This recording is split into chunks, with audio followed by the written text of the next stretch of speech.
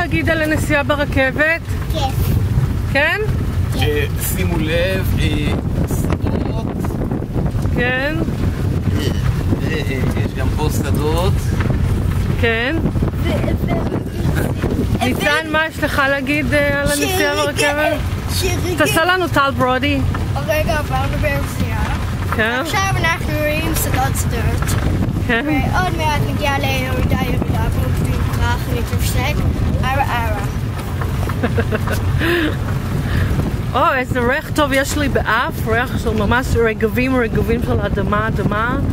או, אדמתי, ממש ריח טוב של אדמה. הנה אבא וילדה מתחבקת, ממש רגעים רומנטיקניים של אהבה ממש. אבא מחבק את ילדתי שלו, ממש מחממת לב שלי. ממש ילדה מתביישת, זה מחממת לב שלי עוד יותר, ממש עושה לי, מחממת לב שלי. ממש מתחממת לי לב. ממש. סוף סרט, אני עושה